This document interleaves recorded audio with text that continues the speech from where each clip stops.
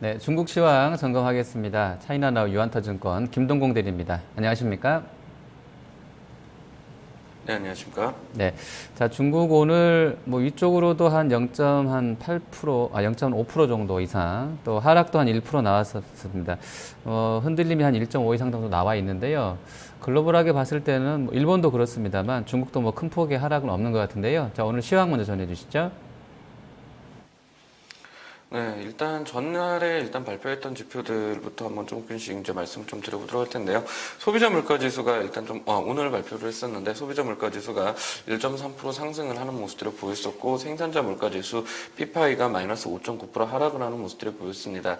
이 지표들에 대한 모습들을 살펴보면은 결국은 예상치보다 일단 조금 안 좋아졌다는 점들이 일단 좀 시장에 부담으로 작용을 하고 있는 모습들로 좀 볼 수가 있을 것 같습니다. 하지만 7월부터 이제 7월부터 중단되었던 IPO 물량들이 일단 좀 재개가 되기 시작을 하면서 결국은 좀 시장에 좀 중국 정부 의지 자체가 이제는 조금 약간 증시를 부양하겠다라는 그런 의지를 좀 보여주는 모습들로 좀 볼 수가 있었던 그런 흐름들이 결국은 증시를 조금 상승으로 방향성들을 위로 끌고 올라가는 모습들로 볼 수가 있습니다. 일단 이 7월부터의 IPO 재개가 좀 중요했던 이유에 대해서 간단하게 말씀드려보도록 할 텐데 그동안 자금들이 동결이 되기 시작을 하면서 증시의 조정 요인으로 작용을 했던 것들이었었는데요. 이 자금 선납을 통해서 자금이 동결되던 것들을 이제 후납으로 바꿔주기 시작을 하면서 증시 영향들을 전체적으로 최소화를 시켜준다라는 모습들로 보여줬습니다. 결국 이러한 흐름들이 결국 중국 증시 정부 입장에서 좀 디테일하게 중국 증시에 대한 관여를 하고 있다라는 것들에 대한 모습들을 보여주면서 일단 긍정적인 흐름들로 합니다.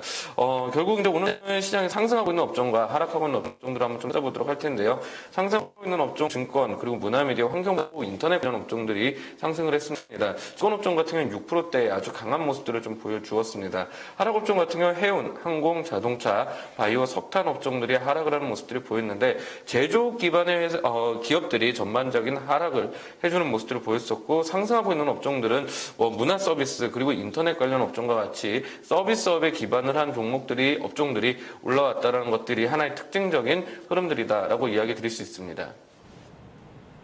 네, 자 다음 이슈 보겠습니다. 오늘 10시 구간대 나왔던 소비자 물가랑 생산자 물가가 다 예상치를 다 하회하는 것으로 나와 있는데요. 자 먼저 이 부분 점검해 주시죠.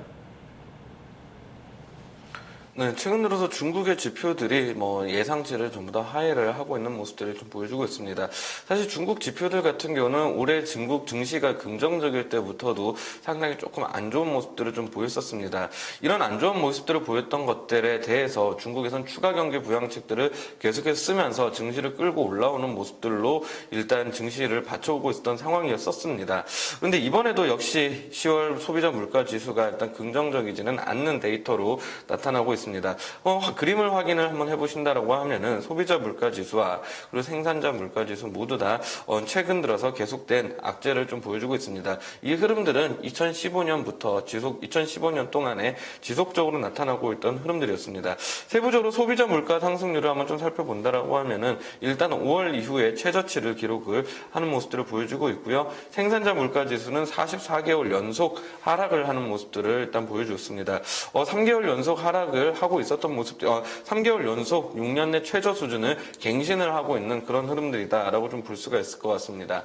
자, 이러한 흐름들에 대한 원인으로 좀 찾아볼 수 있는 것이 원자재 가격이 최근 들어서 많이 하락을 하는 모습들이 좀 보여줬습니다. 유가 같은 경우도 지금 50불 언더로까지 내려온 상황이고 이런 원자재 가격 하락되는 상황들이 결국 수요 부진에 따른 것이다라는 것들로 해석이 되면서 이 물가 지수 관련된 데이터들이 전부 다 안 좋게 나오고 있는 모습들입니다. 그리고 중국의 CPI 물가 상승률이 올해 지금 2%를 넘지를 못하고 있는 흐름들이 계속해서 연출이 되고 있는데 중국에서의 목표 인플레이션율이 3% 정도 되고 있습니다. 이 흐름들을 좀 크게 밑도는 흐름들이 계속해서 나타나고 있습니다. 자, 결국은 여기서 좀 챙겨봐야 될 것들은 최근에 지표가 안 좋음에도 불구하고 중국 증시가 올랐었습니다. 그리고 오늘 역시도 지표들이 조금 안 좋은 모습들로 나타났었는데요. 그럼에도 불구하고 증시가 올라오는 이유에 대해서 좀 생각을 해볼 필요성이 필요성들이 있을 것으로 생각이 되어지는데요. 물가 부진 소식이 계속해서 나타남에 따라서 중국의 실질 금리는 여전히 높다라는 이야기가 될 수도 있고요. 그리고 금리 인하를 통해서 경기 부양을 할 수 있는 여력이 있다는 이야기로도 해석이 될 수 있습니다. 결국은 중국 정부 입장에서는 이러한 물가 지표들에 대한 부진들은 결국 다시 이야기하면 추가 경기 부양책들 혹은 금리 인하와 같은 정책들을 쓸 수 있는 그런 여력들이 생기고 있다라고 볼 수가 있거든요. 그렇다라고 하면은 앞으로 중국에서 올해도 뭐 한 4번 정도 최근 1년 동안 4번 정도 진행을 하긴 했습니다만 앞으로의 추가 금리 인하를 할 수 있는 상황들이 만들어졌다는 점에 주목을 해볼 수가 있을 것 같습니다. 때문에 지금 현재 뭐 오늘 증시 약간의 하락세를 좀 보여주고 있기는 합니다만 이런 물가 지표 부진이 앞으로의 추가 경기 부양책들을 충분히 이끌어낼 수 있는 그런 흐름들로 해석이 되면서 최근의 모습들이 좀 긍정적으로 나타나고 있다라고 이야기를 드려볼 수 있겠습니다. 네, 자, 두 번째 이슈는 우리나라와 중국이 이 사이버 보안 관련해서 국장급 협력회의를 개최했다는 소식 나와 있는데요. 자, 이 부분 어떤 내용도 구체적으로 들어 있습니까? 네, 사실 2013년 프리즘 사건이 있었습니다. 이 프리즘 사건은 무엇이냐면은 CIA 전직 직원이 일단 나타나면서 좀 폭로를 했던 그런 사건이라고 보시면 될 것 같은데 프리즘이라는 계획 안에서 글로벌 인터넷 업체들을 통해서 일반 국민들을 좀 감시를 한다라는 이야기들이 나타나고 있었습니다. 그랬던 사건들이 지금 프리즘 사건이라고 보시면 될 것 같은데 그때 이후 보안 분야에 대해서 상당한 전 세계적으로 관심들이 좀 높아지고 있던 상황이었습니다. 꼭 이 시점 때문이지만은 않겠습니다만 중국의 사이버 보안 시장 규모 또한 지속적인 증가세를 일단 좀 보여주고 있는 상황인데요.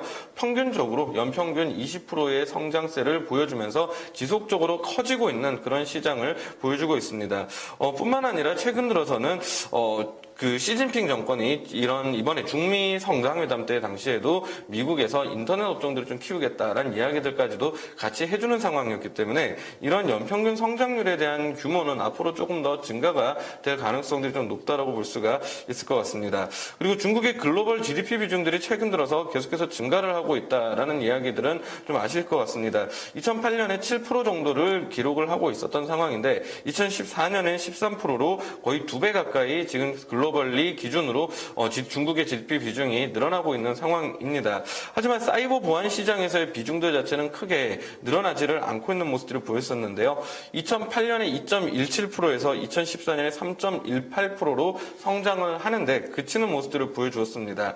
결국 이러한 흐름들은 중국에서 정보 보안 산업에 대해서 투자하는 비중이 전체 IT 산업에서 1에서 2% 정도에 불과하다는 것이 첫 번째 이유였었습니다. 그러면서 보안 시장의 규모가 커지고는 있습니다만 글로벌 시장 내에서 영향력들은 조금 줄어들었던 것이 사실이었습니다. 그런데 이번에 방금 전에도 말씀을 좀 드렸습니다만 시진핑 정권 들어서기 시작을 하면서 인터넷 대국에서 인터넷 강국으로 전환을 하겠다라는 그런 슬로건을 이야기를 해주었습니다. 얼마 전에 했던 중미 정상회담 당시에서도 인터넷 관련 기업들을 키우겠다라는 의지를 분명히 좀 표시를 해주는 모습들이 보였습니다.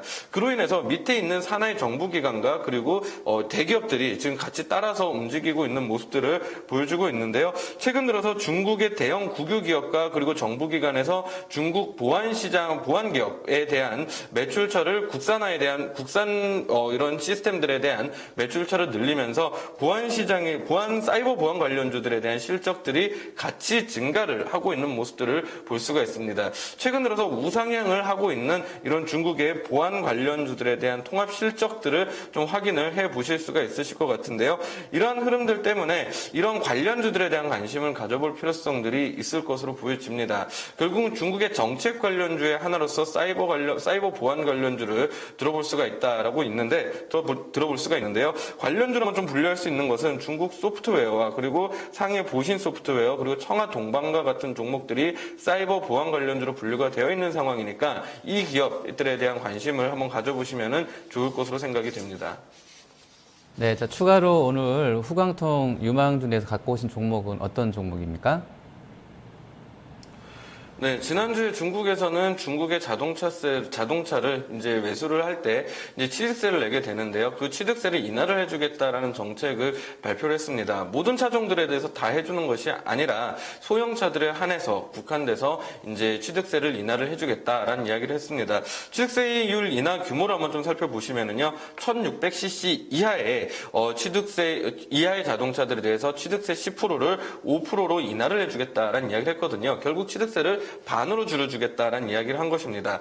그렇다라고 하면 중국의 소형차들을 가장 많이 생산해서 판매를 하고 있는 회사들에 대한 관심이 필요한 순간이라고 생각이 되어집니다. 그렇기 때문에 관심을 가져볼 만한 종목으로 상해 자동차를 일단 좀 말씀을 좀 드려보도록 하겠습니다. 이 상해 자동차 같은 경우는 지금 소형 자동차 1600cc 이하 부분에 대한 자동차에 대한 판매율이 지금 현재 70% 정도를 차지하고 있습니다.